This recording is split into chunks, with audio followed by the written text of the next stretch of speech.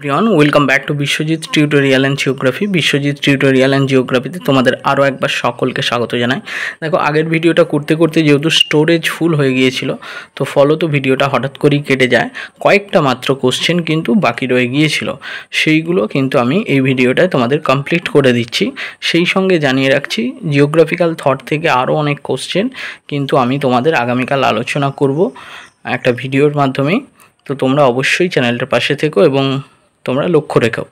আর বলবো, যারা চ্যানেলে নতুন অবশ্যই চ্যানেলটা সাবস্ক্রাইব করে দিও, পাশে থাকা বেল আইকনটা প্রেস করে দিও। ফলত নতুন নতুন ভিডিওগুলো তোমরা সহজেই প্রথমে নোটিফিকেশান আকারে পেয়ে যাবে এবং সেই সঙ্গে ইনফরমেটিভ ভিডিওটা একটা লাইক করে দিও এবং বন্ধুদের মধ্যে শেয়ার করতে ভুলো না।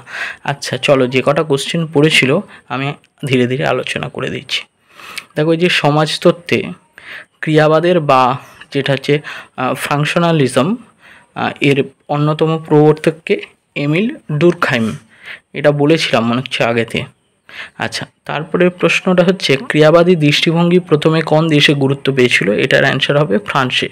কোন সময়কে ক্রিয়াবাদের প্রকাশকাল বলা হয়? ঊনবিংশ শতকের শেষ পর্যায়ে এবং বিংশ শতকের শুরুতে। কেমন? পরবর্তী প্রশ্ন, কোন ধরনের চিন্তাধারায় অস্তিত্ববাদের সমালোচনা করে ব্যক্তিগত অস্তিত্বের বদলে শ্রেণীগত অস্তিত্ব বা সম্পর্কের ওপর বেশি জোর দেওয়া হয়? এটা হবে গঠনবাদ বা গঠনবাদী চিন্তাধারায়। গঠনবাদের জনক কাকে বলা হয়?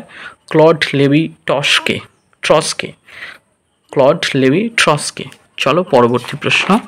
আচ্ছা, আর কটা মাত্র প্রশ্ন আছে। রিজিওনাল ট্রান্সফরমেশনস বইটি কার লেখা? ডেরেক কেকরি, খুব ইম্পর্টেন্ট। আরকান কোশ্চেন্স বইটি কার লেখা? ম্যানুয়েল ক্যামেলসের লেখা।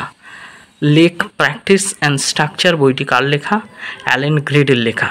পৃথিবীর মূল ভিত্তি হলো জলকে মনে করতেন, এটা হচ্ছে থেলেস। আচ্ছা, তোমাদের থটের যে সমস্ত সাব ইউনিটগুলো রয়েছে সেইগুলো থেকে আমি কিন্তু প্রত্যেকটা কভার করে প্রশ্ন করে দিলাম।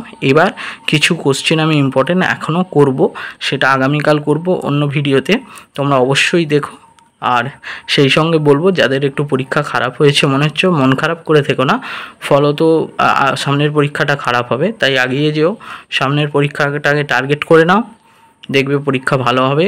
তোমরা একটু টেক্সট বইগুলো পড়ার চেষ্টা করো এবং সেই সঙ্গে যেগুলো আগে পড়েছো বিভিন্ন এমসিইউ বই থেকে সেগুলোও দেখো, ফলত ভালোই হবে আশা করছি। একটা পরীক্ষা তো এখনও হাতে আছে, তো সেই মতো প্রিপারেশন নিয়ে নাও। কেমন? ওকে, গুড বাই।